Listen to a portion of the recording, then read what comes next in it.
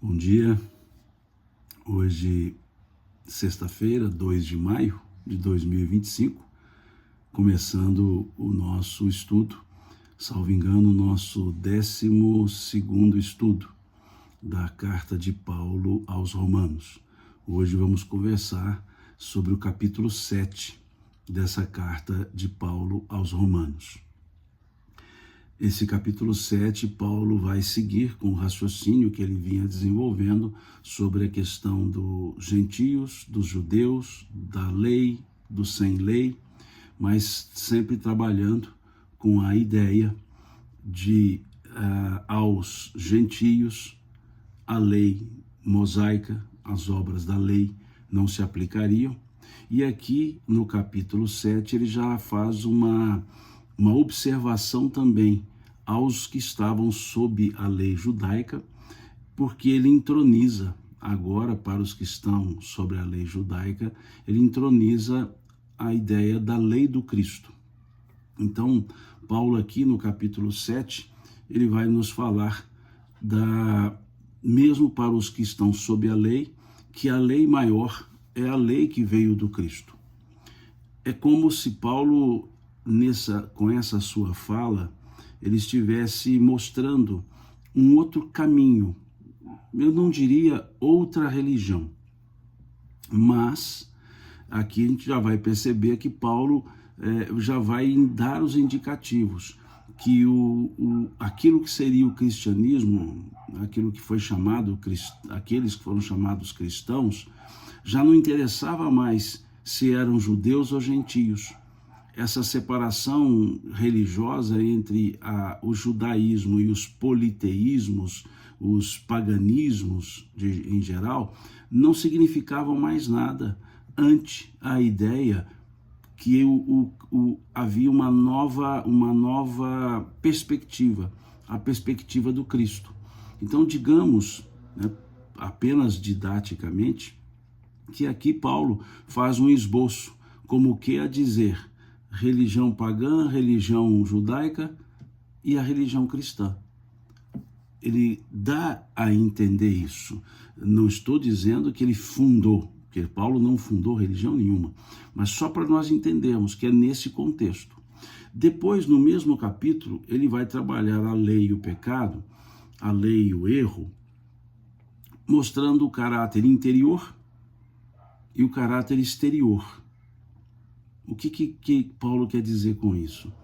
O caráter interior é o que nós imaginamos, o que nós sentimos, o que nós entendemos a respeito da lei, da norma, da regra. E o exterior é o que nós fazemos, que algumas vezes o exterior e o interior se dissociam. Então Paulo aqui vai trabalhar, e eu vejo a partir do versículo 7, essa análise paulina, vai do 7 ao 25, é uma análise muito interessante para nós pensarmos, para nós também observarmos em nós, porque muitas vezes nós erramos querendo acertar, muitas vezes nós queremos fazer o certo e acabamos errando, muitas vezes nós queremos ter atitude e nos omitimos. Então eu vejo esse trecho do capítulo 7, que vai do versículo 7 ao versículo 25, muito reflexivo e muito nosso. Tá certo que aqui do versículo 7 ao versículo 13, tem muito jogo de palavras dentro da própria cultura judaica, da própria cultura da época, judaica e gentílica. Depois do versículo 13, a partir do 14, aí sim, ele faz esse raciocínio entre o conhecer e o fazer, o sentir e o demonstrar. Então, é muito interessante esse capítulo. Vamos lê-lo, vamos conversar sobre ele. Na primeira parte do versículo 1 ao versículo 6, Paulo, na verdade, faz uma comparação, uma analogia entre o momento anterior e posterior ao cristianismo. Ele faz uma analogia com o casamento. Observando, aqui temos que observar a estrutura patriarcal da época. Então ele vai falar do casamento focando na esposa. Mas por que ele faz isso? Por machismo? Não. Por patriarcalismo. Ali era era uma cultura patriarcal. E a lei, ela separava, né, essas características comportamentais. Então, Paulo utiliza-se desse conceito e traz uma comparação interessante. Veja o que ele diz. Porventura ignorais, irmãos, pois falo aos que conhecem a lei. Então, aqui veja o discurso que ele vai fazer, essa parte, esse trecho da sua carta é para os que conheciam a lei, os judeus, para facilitar a comparação, porque ele vai falar agora do judaísmo e da doutrina do Cristo, não vamos chamar de cristianismo ainda.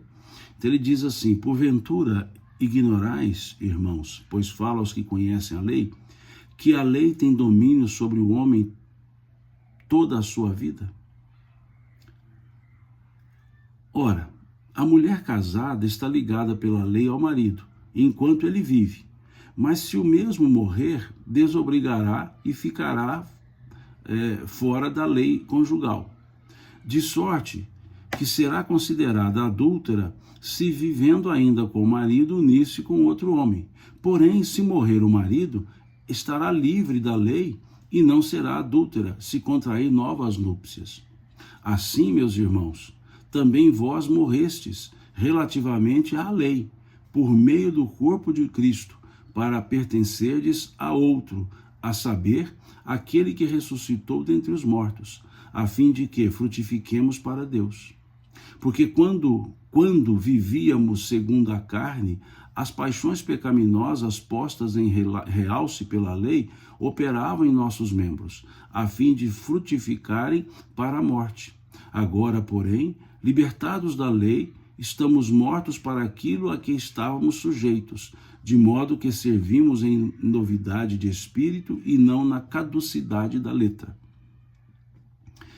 É interessante essa expressão final de Paulo, caducidade da letra, mas vamos entender o que temos aqui nesse versículo 1 a 6.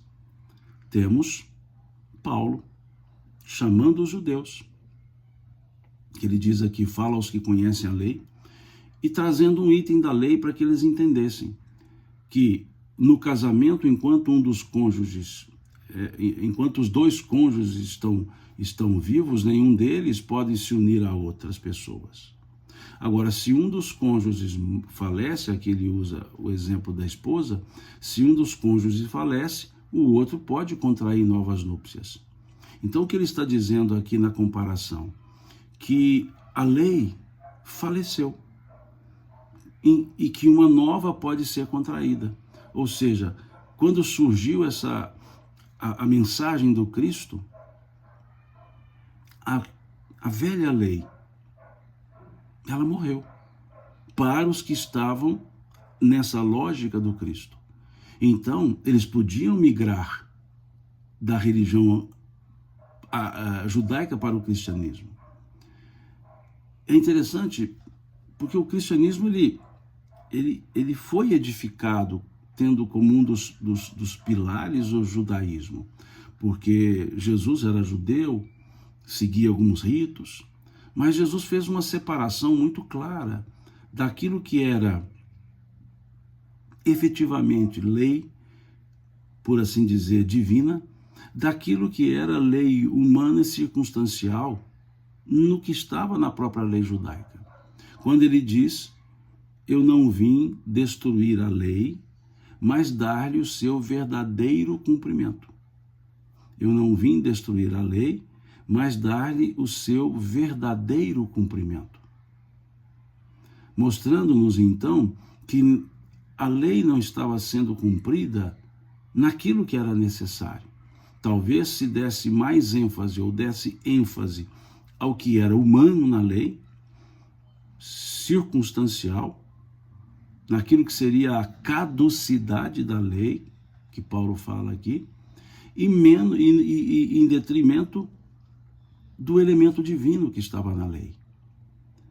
Então, Paulo vai dizer, olha, o casamento entre vocês que que conhecem a lei e a lei, ele se desfez, porque a lei morre. Fica viúvo, fica viúva. E contrai novo matrimônio. Com qual? Com a lei do Cristo. Então é isso que Paulo está dizendo, que o judaísmo, que aqueles que estavam lá na época, sob a lei, não precisavam mais dela, porque tinha uma outra lei. E essa lei, que não mais dela se precisava, ela tinha caducidade, ela havia caducado, que é assim que a gente diz na estrutura judicial. Caducou. E se caducou, ela não existe. Então está livre para se contrair nova lei. Ou seja, está livre, aquilo que poderíamos chamar religião à época, morreu e nova surgiu. É isso que Paulo está dizendo. E ele vai fazer no versículo 6 uma crítica, não no sentido pejorativo, uma crítica reflexiva. Ao escrever, agora, porém, libertados da lei, estamos mortos para aquilo que estávamos sujeitos, de modo que servimos em novidade de espírito e não na caducidade da letra. Caducidade da letra é uma expressão muito importante aqui nesse trecho da carta. Porque ele quer dizer que a lei humana, ela vigora por um tempo. Mas a sociedade muda, a sociedade evolui. E aquilo que regulava no passado, não mais regularia no presente. E estaria caduco, ou seja, haveria caducidade.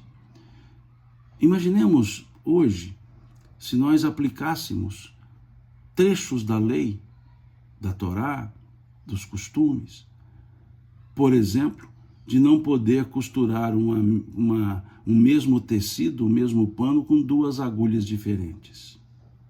Vejam, como é que ficaria o sistema fabril? Isso está lá na lei. Imaginemos se aplicássemos o que está na lei, vigorando naquela época fortemente, de não poder plantar paralelamente, lado a lado, duas culturas diferentes. Senão, hoje o que muito se tem na agricultura é o consórcio de culturas. Você tem culturas rasteiras plantadas em meio a culturas de porte. Você tem culturas perenes dividindo espaço com culturas sazonais, consorciadas. Você tem, por exemplo, pessoas que plantam o café e quando está ainda pequeno, eles plantam feijão nas linhas. E isso pela lei que Paulo aqui falava, seria proibido. Mas a caducidade da letra aplicava-se a uma época, mas não a outra mais. Então, na estrutura do Velho Testamentária, nós não vamos dizer que elas eram ruins, elas eram aplicáveis e úteis e em consonância com os costumes e necessidades da época. Mas a lei humana, ela caduca, porque a sociedade evolui. Novos valores, novas conquistas, novos conhecimentos. Então Paulo está dizendo que a lei do Cristo, ela não tem a letra. Por isso ela não tem a caducidade. Quando ele diz assim, em novidade de espírito. Vou até grifar essa em novidade de espírito aqui, que eu não tinha grifado. Em novidade de espírito. E não na caducidade da lei. Aqui o Nelson faz uma pergunta interessante. Simão, se está tudo na lei, muito pouco se fala, e por não entender as escrituras ou por ignorância? Veja, o judaísmo, ele segue os preceitos daquela lei. Lógico, com uma hermenêutica diferente, interpretando diferente. Agora, como compõe a estrutura do Velho Testamento, e o Velho Testamento compõem a estrutura da Bíblia, e a Bíblia é o elemento cristão, significa que os cristãos também têm ali elementos da lei, mas não trabalham com a lógica que Paulo aqui colocou, da caducidade. Por exemplo, um cristão, um judeu não, o judeu ele é arraigado à lei. Um cristão não poderia comer carne de suíno, carne de porco. Não poderia. Porque lá há uma proibição. Não comerás de carne de animal que tenha o pé fendido e não rumina. O porco tem as patas fendidas e não rumina. O gado tem pata fendida, mas rumina. Então, em boa regra, não se poderia comer carne de porco. A lei proibia comer os frutos do mar. Então, um cristão, em boa regra, não poderia comer camarão. Então, vejam, são essas estruturas lá atrás que Paulo está chamando aqui, ainda na época dele, de caducidade da letra. E abrindo um parêntese, eu acho interessante, porque a gente vê muitas pregações exigindo comportamentos do Velho Testamento, exigindo comportamentos. Mas no tocante a isso, não exigem. No tocante a isso, é como se esquecessem. Da mesma forma que falar, não pode, sei lá, cortar o cabelo, mas pode comer carne de porco, pode comer crustáceo, né, os frutos do mar, e lá fala que não.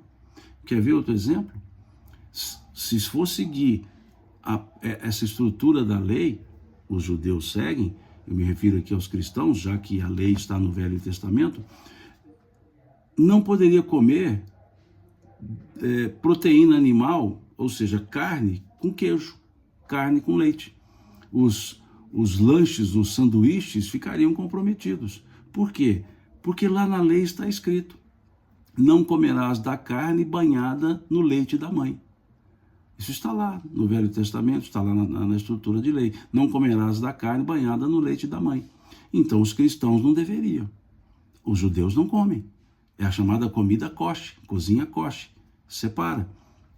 Nem os instrumentos, nem os utensílios. O utensílio usado para cortar a carne não pode ser usado para leite e derivado de leite.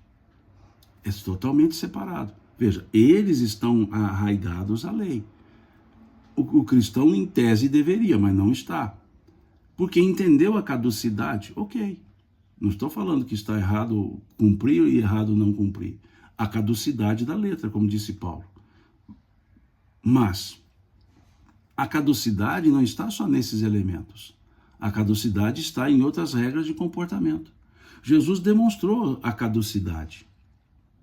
Por exemplo, quando lá, questionado de comer sem lavar as mãos, ele diz que o mal maior que faz ao homem não é o que lhe entra pela boca, mas o que dela sai, pois a boca fala daquilo que o coração está repleto.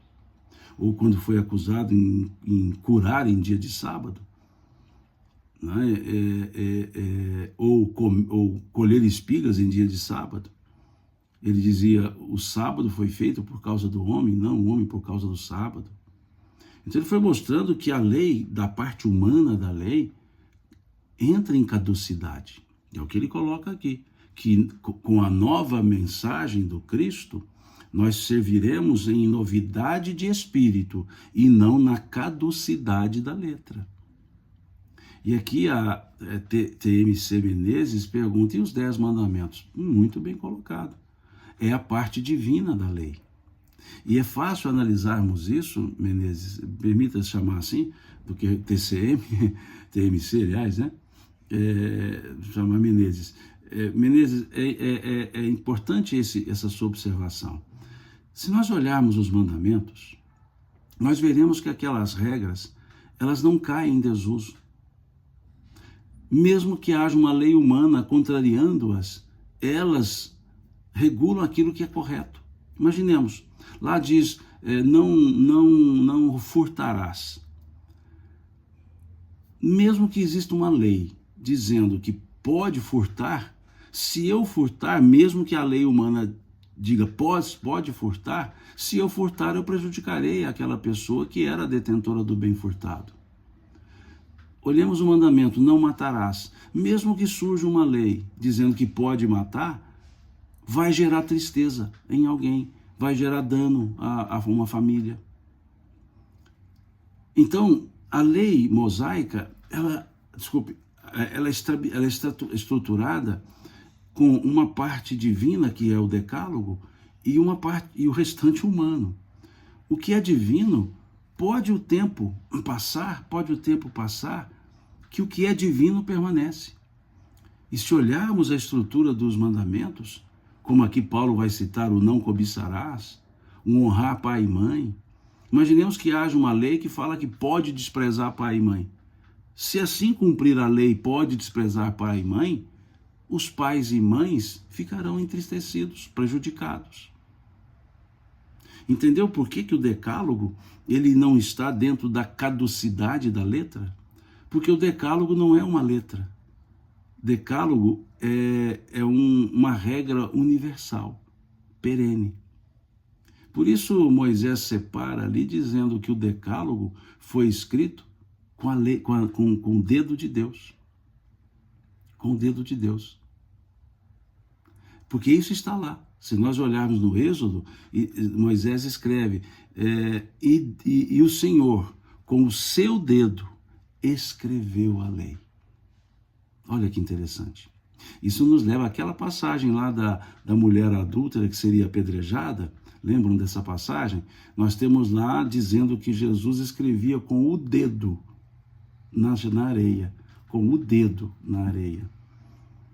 E esse com o dedo que Jesus escrevia remete ao Êxodo, quando dizia que Deus escreveu com o seu dedo a lei.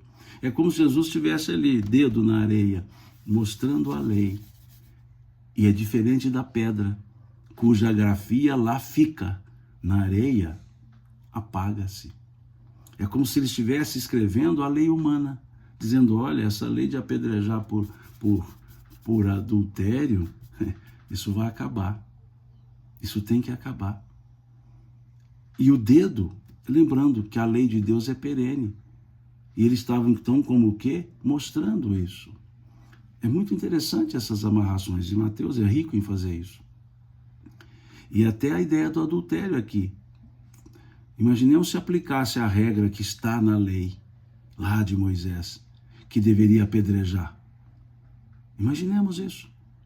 Mesmo que hoje tenha uma lei que fala que venha a ter ou tem, ou a própria lei judaica da Torá, que é para apedrejar, contraria o não matarás. Por isso, a ideia da pena de morte, não quero entrar em discussões sobre isso, mas apenas trazer, ela é contrária à lei natural. É contrária. Mas a lei fala que pode matar, sim. A lei fala que vai como pena a pena capital. Algumas nações, alguns países já têm, alguns estados dentro dos países já têm a pena capital. Mas ela fere a lei natural. Não há o não matarás entre pessoas e entre estado e pessoas. Então, e até porque matar o corpo não mata o espírito, quer dizer, continua, e pelo pensamento agora espírita, esse ser continua vivendo, e do lado de lá ele influencia os que estão de cá. E aí com uma vantagem, sem ser percebido, sem ser sabido, sem ser visto. Então, é isso, Menezes e Nelson, que a gente analisa. Não precisamos entrar em discussões acirradas, discussões homéricas. Não se precisa disso. Basta utilizar o raciocínio sereno. E aqui Paulo faz isso quando ele encerra esse conjunto, dizendo, agora, porém, libertados da lei, estamos mortos para aquilo o que estávamos sujeitos, de modo que servimos em novidade de espírito e não na caducidade da letra.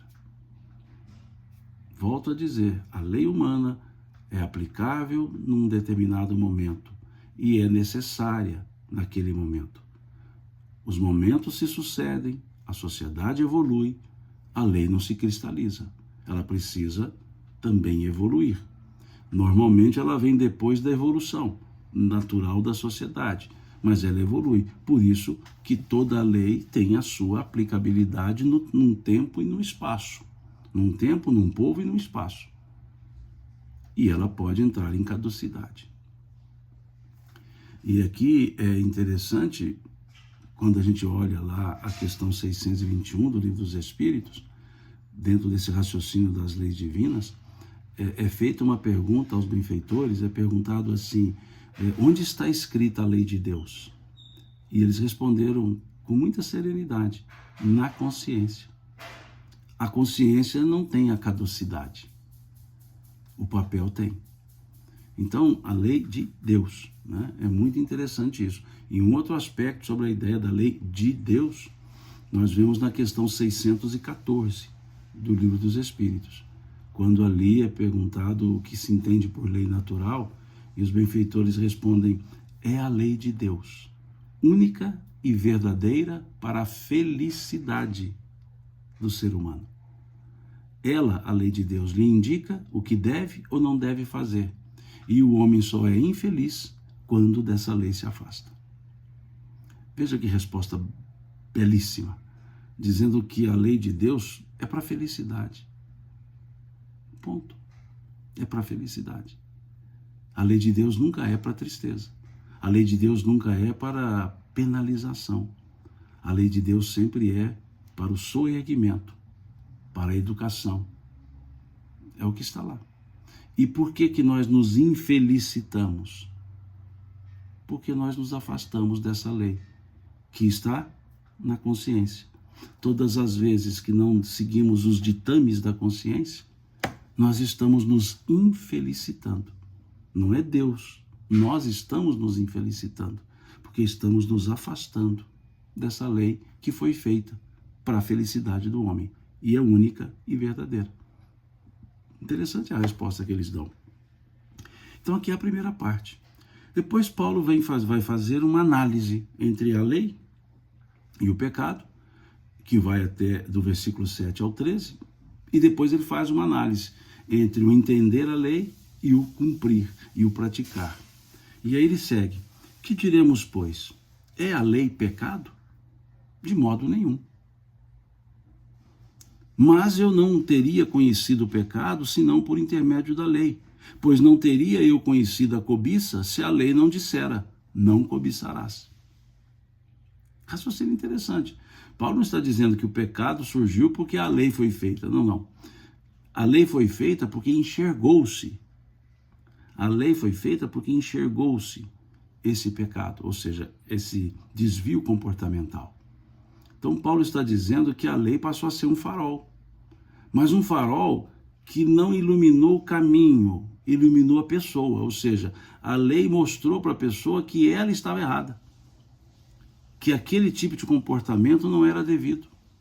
É o que Paulo está dizendo, veja, eu não teria conhecido o pecado senão por intermédio da lei, pois não teria eu conhecido a cobiça se a lei não dissera, não cobiçarás. E aí, percebendo que aquilo que eu fazia era uma cobiça, mas antes da lei eu não sabia que aquilo era uma cobiça. E aí eu passei a saber. E se eu passei a saber, eu tenho que deixar de fazer. É um raciocínio muito simples. É muito simples essa fala paulina. Aliás, as falas são simples, porque senão não seriam inteligíveis. Então veja, eu não teria conhecido o pecado senão por intermédio da lei, pois eu não teria conhecido a cobiça se a lei não dissera, não cobiçarás. A lei não criou a cobiça. A lei diz, olha, isso que você faz é uma cobiça. E isso que é cobiça prejudica as outras pessoas. Então, descobrir que aquilo não, era errado, eu posso deixar de fazer. Eu preciso deixar de fazer. E ele segue. Mas o pecado, tomando ocasião pelo mandamento, despertou em mim toda sorte de concupiscência, porque sem lei está morto o pecado. Lógico, se não há regra, não há descumprimento de regra. Outrora, sem lei, eu vivia, mas sobrevindo o preceito, reviveu o pecado, e eu morri. Ou seja, quando vem o preceito, eu percebo, olha, realmente isso que eu faço está errado. Não é porque está escrito, é porque o que está escrito me alertou que aquilo é erro, porque está prejudicando pessoas. E é errado prejudicar pessoas. Então ele diz que quando ele conheceu a lei, né, eu morri. Quer dizer, quando por quê? Porque reviveu o pecado. E ele percebeu. Quer dizer, morri no sentido de não tem a vida condigna. E aí ele segue. E o mandamento que me fora para a vida, verifiquei que este mesmo se me tornou para a morte. Se me tornou. Não é o mandamento que se tornou para a morte. Por que ele está dizendo isso? Eu desconhecia o exemplo que ele traz aqui da cobiça. Eu desconhecia a cobiça. Eu entendi agora que a lei me mostrou que a cobiça prejudica. Então, e até então eu não sabia. Então eu estava sem a responsabilidade. Mas quando a lei me disse que isso não é correto, e eu concordo que não é correto, isso me tornou para a morte. Ou seja, isso me decepcionou. Isso frustrou-me em relação a mim mesmo. Por isso ele usa o conjunto, o verbo tornar, numa forma reflexiva. Ele diz prevalecer,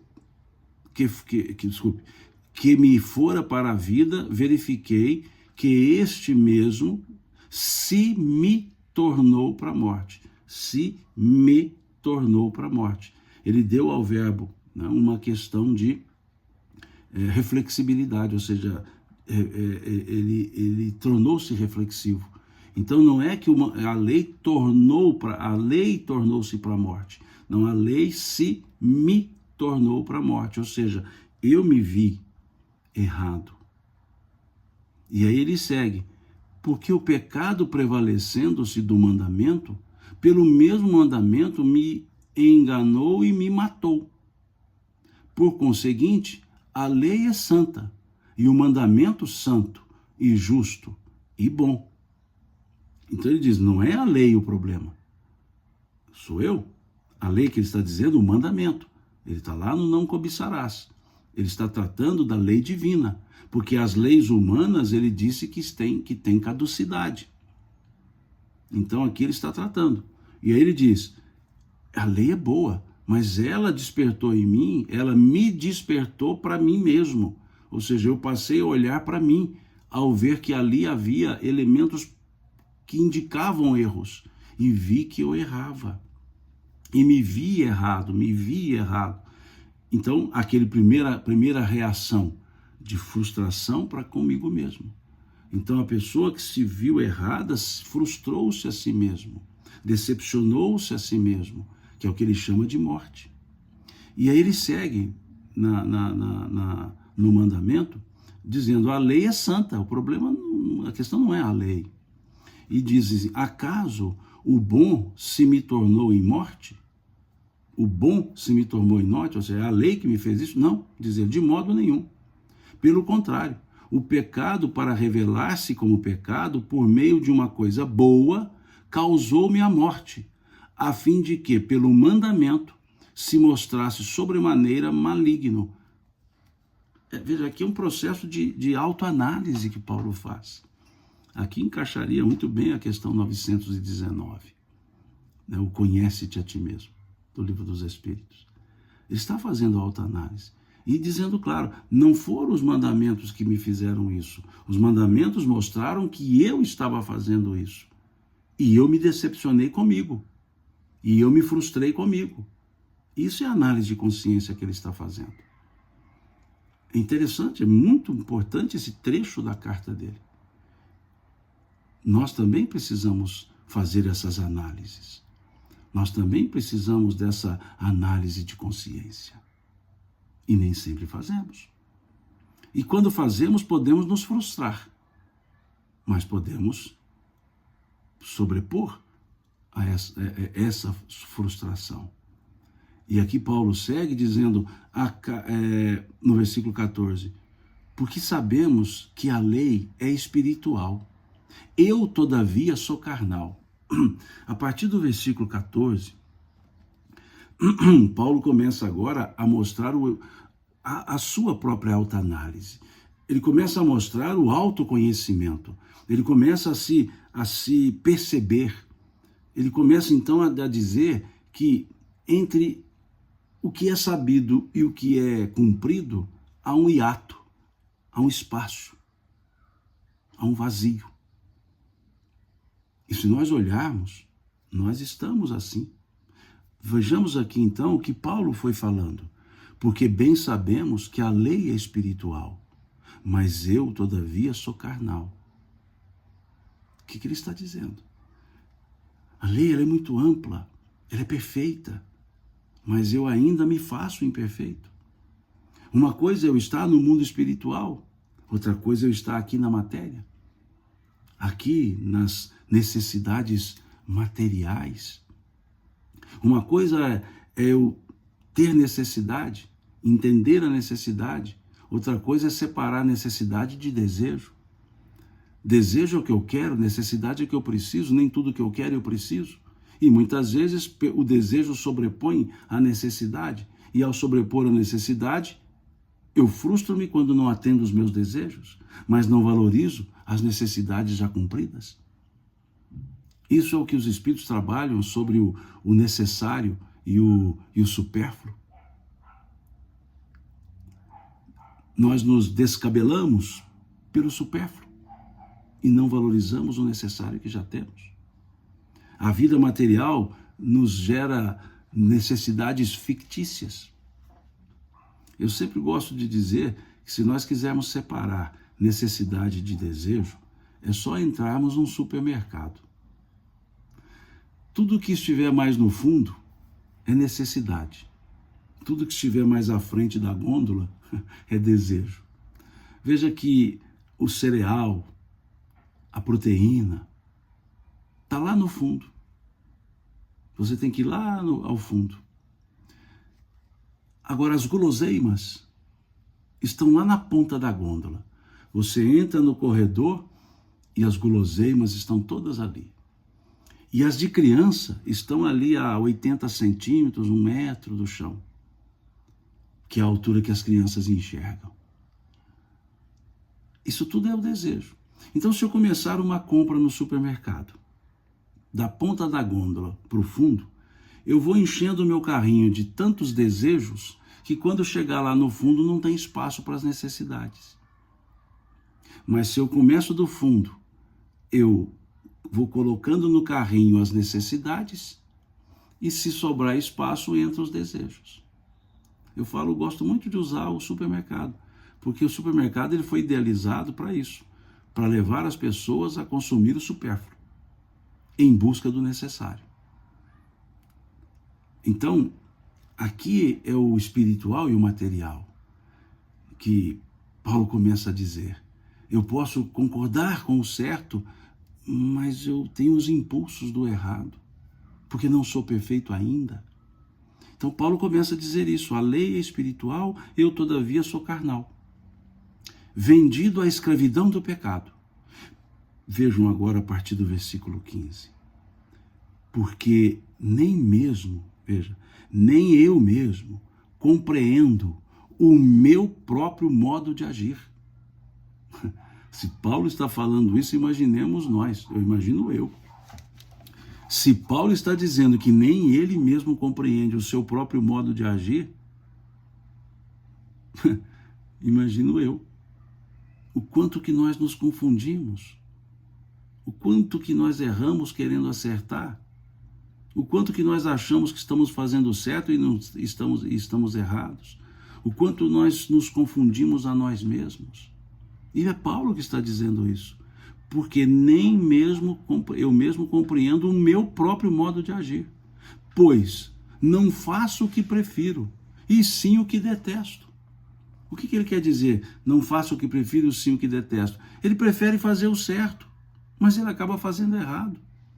E ele continua, ora, se faço o que não quero, consinto com a lei que é boa. Neste caso, quem faz isso já não sou eu, mas o pecado que habita em mim.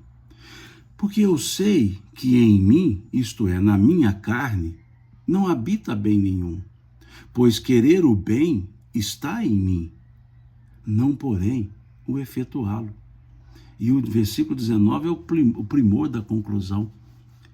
Porque não faço o bem que prefiro, mas o mal que não quero, esse faço.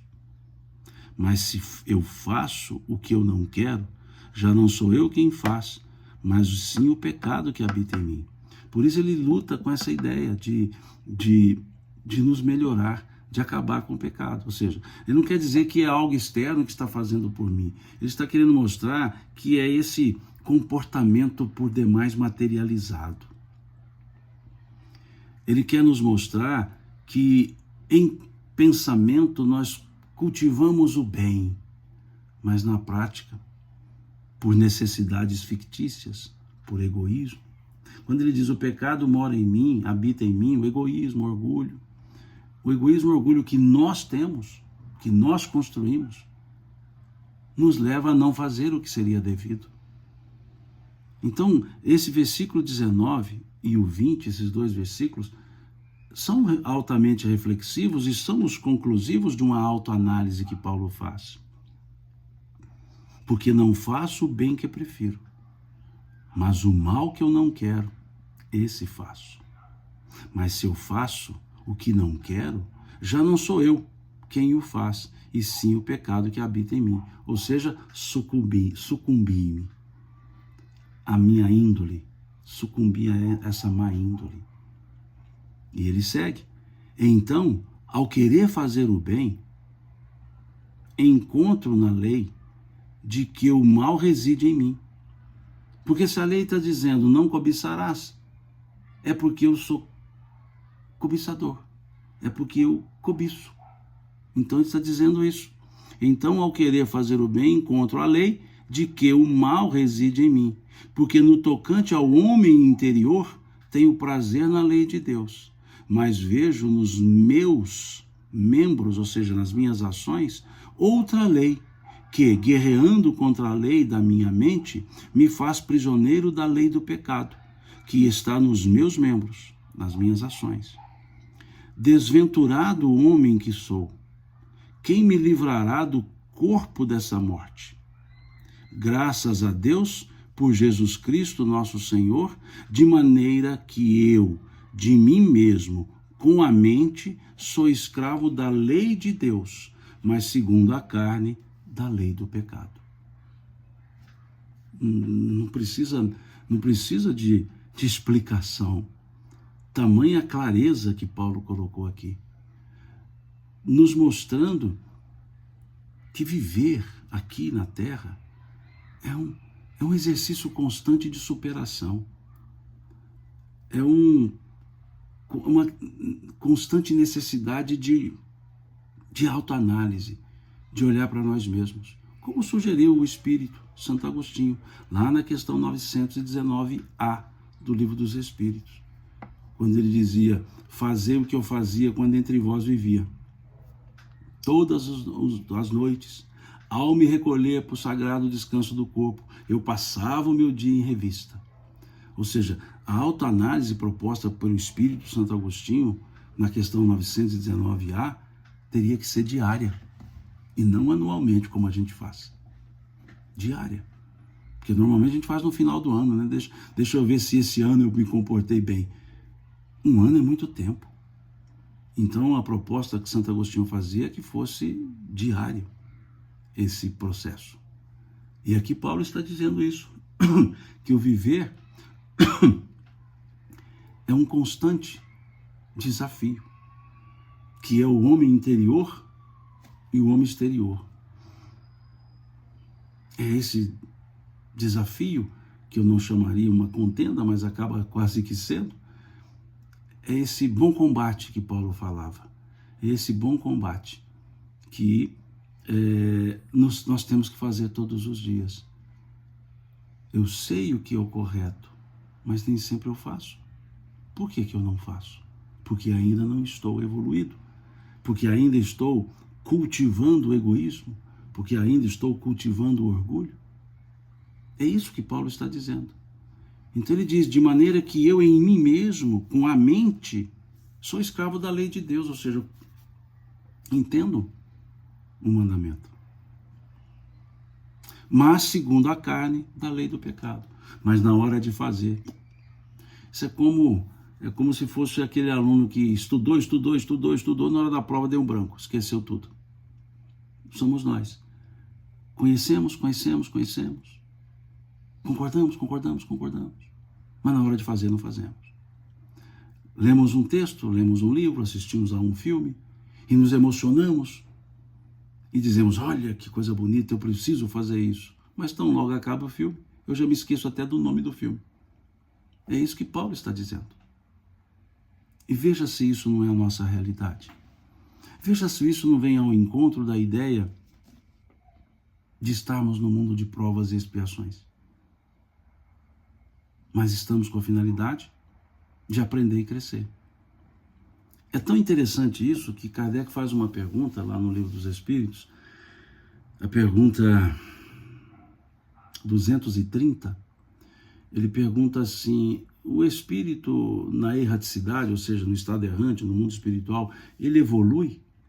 E os espíritos respondem, em conhecimento e sempre segundo a sua vontade, mas só o contato com a matéria lhes permite exercitar o conhecimento adquirido. Então significa o seguinte, no mundo espiritual nós desenvolvemos teorias e mais teorias, mas na hora de vir para cá é que nós vamos testar. Então estar na Terra, eu digo que estar aqui encarnado, a Terra é um laboratório das nossas experiências evolutivas. Laboratório é onde fazemos testes. A sala de aula é onde desenvolvemos teoria. Mas o laboratório é onde fazemos os testes. Então, estar na Terra é estar no teste. A Terra é o laboratório das nossas experiências evolutivas. E aqui Paulo mostra que há tentativas de erro e acerto. Mais erros do que acertos. Mas o que importa é continuar testando, continuar tentando acertar. E me lembro da fala de Paulo a Timóteo sobre essa luta conosco mesmos. Ele diz, combatei o bom combate, né, da fé. Ele diz assim, em outras palavras, milita a boa milícia da fé. Milita a boa milícia da fé. Segue com zelo a virtude, toma posse da vida eterna, para a qual também fostes chamados. Veja, foste chamado. Milita a boa milícia da fé. A fé que ele fala é em Cristo. Então, viver os ensinos do Cristo é uma luta. Milita a boa milícia da fé. Segue com zelo a virtude. Toma posse da vida eterna, para a qual também foste chamado. Veja o que fala bem interessante, muito educativa e indicativa, que Paulo escreve na sua carta a Timóteo, primeira carta. Então é isso que eu vejo nesse capítulo 7 da carta de Paulo. E volto a dizer, do versículo 14 ao versículo 25, nós precisamos levar um tempo mais, lendo, refletindo, porque eu trago muito isso para mim. Nem sempre faço o bem que eu quero, mas o mal que eu não quero, faço. Bem ao estilo de Paulo. Porque muitas vezes erramos, uma palavra mal colocada, uma atitude confusa, principalmente no campo da palavra. Quantas vezes nós colocamos mal as palavras? Quantas vezes deveríamos ter ficado calados? Quantas vezes dissemos aquilo que não era correto, não era justo? Quantas vezes aviltamos os valores e sentimentos alheios com palavras ferinas? E até dizendo que era para ensinar, tom de voz agressivo. Então, é esse o estudo de hoje. Reflitamos um pouco mais sobre isso, entendamos que estar na Terra é estar no laboratório. Podemos errar em alguns testes, mas não podemos deixar de fazer os testes, de continuar fazendo os testes. Deixa eu ver se tem mais alguma pergunta aqui. Podemos dizer, a Roberta, ela diz, podemos dizer que ainda vivemos essa lei antiga na sociedade atual, que seria o homem velho? Muitas vezes, né? Nós deixamos de observar o que é novo, o que liberta, e ficamos presos a elementos que não são mais usuais. A lei modifica conforme a evolução dos homens e a lei de Deus é perene. Perfeito, Sandra. A Sandra diz isso. Vamos seguindo aqui. Ela fala aqui, o Reginaldo fala aqui da resposta da questão 614 do Livro dos Espíritos. Sugiro que leiam. E tem a 615, Reginaldo, que depois eles perguntam assim, a lei de Deus é eterna? Ou seja, essa lei natural que é para a felicidade do homem, a lei de Deus é eterna? Eles respondem, eterna e imutável, como o próprio Criador. Eterna e imutável. Porque a lei de Deus não pode ter mutabilidade. Porque se ora a lei de Deus é uma, ora a lei de Deus é outra, Deus também seria mutável. E se Deus for mutável, ele não atingiu a perfeição. E se ele não atingiu a perfeição, ele não seria Deus. Muito interessante. O Nelson também diz aqui, o raciocínio, ok. Deixa eu ver se tem mais perguntas. O conforto é necessário, a ostentação é supérflua, exatamente. Os males que ainda trazemos, sim, estamos aqui para nos libertar deles, né? Aqui diz a Etienne, fico refletindo se as pessoas para quem Paulo escreveu à época conseguiam captar a mensagem na íntegra. É muito profunda a reflexão dos textos. Eu creio que muitas entendiam sim, Etienne. Creio. São profundas, mas se você observar, a gente estudando aqui, não são difíceis. Elas são profundas, mas não são de difícil entendimento. É que a gente aqui vive numa outra cultura, então tem que entender primeiro a cultura da época, para entender depois o que está sendo dito. Eles já viviam na cultura da época, então já era mais fácil entender os ensinos. Entender a carta de Paulo hoje, eu preciso primeiro entender os costumes da época e a característica do povo para quem ele escrevia. Mas o povo naquela época já entendia a característica da época, porque estava na época, e já sabia sobre si mesmo, porque era o povo destinatário. Então por isso era compreensível, sim. Quando a gente entende o contexto, a cultura, a gente percebe que o texto é de fácil compreensão. Mas primeiro eu preciso entender a cultura e o contexto. Eles já estavam na cultura, eles já estavam no contexto, né? Então creio que entendiam, sim. Aqui a Etienne reforça, a batalha constante. A Bianca diz aqui, praticamos os ensinamentos divinos na carne, quer dizer, eu diria, deveríamos praticar, né, ou tentamos praticar, e na carne espiamos nossas intenções, ou seja, realmente é aqui que é o laboratório, né? A Roberta diz, hoje sabemos, mas na prática ainda seguimos no nosso tempo, os choques nos tiram da zona de conforto, podemos ou não trazendo despertar. Correto, cada um a seu tempo, cada um a seu tempo. Por isso Jesus, quando convidou-nos, ele usou o verbo querer. Ele disse, aquele que quiser vir após mim. É questão do seu momento, né? Olhemos a parábola do filho pródigo. Quando que o filho pródigo resolve voltar para casa? Quando ele toma consciência. Onde está a frase na parábola? E ele, caindo em si, pensou, na casa do meu pai até os servos são tratados melhores e tal. Então veja, caindo em si, pensou. Esse caindo em si foi o tempo dele. O que nós não podemos é deixar passar. Tomada de consciência, mudança de atitude. Tomada de consciência, mudança de atitude. Ou seja, conhecimento leva a tomada de consciência. Quando? Quando for. E a tomada de consciência leva à mudança de conduta. Estou correta a sua observação, Roberto. Deixa eu ver se tem mais. Tire diz, imagina se Paulo, que fez tamanha mudança em si, disse isso. Nos ensinando, Etienne. aqui diz Bianca, céus e terra passarão, mas a palavra de Deus permanecerá. Essa é uma fala de Jesus, capítulo 24 de Mateus, não é verdade? As leis imutáveis do universo. Seguimos. Eduardo, então, Bianca, já comentou, gratidão, opa, obrigado pelo cumprimento, Bianca. Dou um beijo na Leia. Leia é minha esposa, com alegria ainda. Ok, só sei que nada sei, mas não posso me acomodar, temos que nos transformar. Perfeitamente, Bartolomeu, perfeitamente. E aqui Djalma disse, bom, agradece, né, pelo estudo. Eu que agradeço a vocês, porque estamos estudando juntos, né? Como diz a Etienne aqui, como é bom estudar em grupo, e aqui estamos estudando em grupo. Eu falando e vocês escrevendo, e trocamos ideias e vamos construindo o conhecimento. Essa é a melhor forma de estudar em grupo, né? Aqui a Roberta diz que faz o Evangelho pela FEB TV. Sim, eu participei.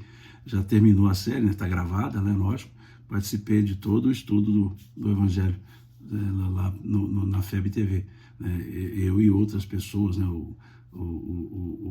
Era um grupo também, né? Vamos dizer assim, né? Era um grupo, a Luziene Bahia, o Carlos Campetti e convidados que iam chegando. Então eu, Luziene e Carlos Campetti ficávamos fixos, e ali iam chegando convidados a cada semana, né? Então agora eu também estou participando na FEB TV do estudo do livro Céu e Inferno, na qualidade de convidado, não estou como no quadro fixo, né? Então agora eu sou contratado por temporada. Então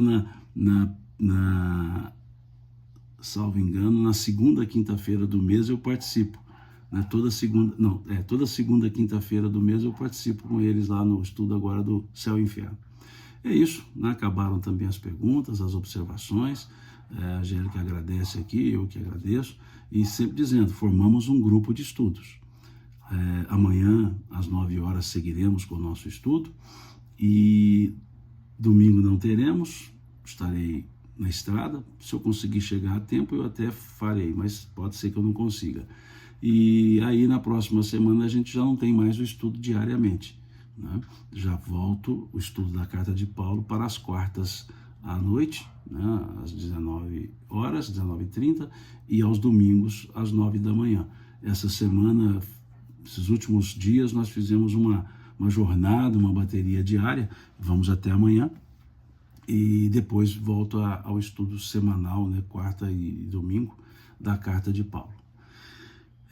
No mais, muito obrigado a vocês pela companhia, muito obrigado pela paciência em me ouvir, e vamos nos encontrar, né? Hoje temos ainda o estudo às 18 horas da visão histórica do cristianismo, conversar um pouco sobre as cruzadas, e amanhã também teremos o estudo para falarmos da reforma religiosa, isso lá no nosso estudo, que também encerraremos, né?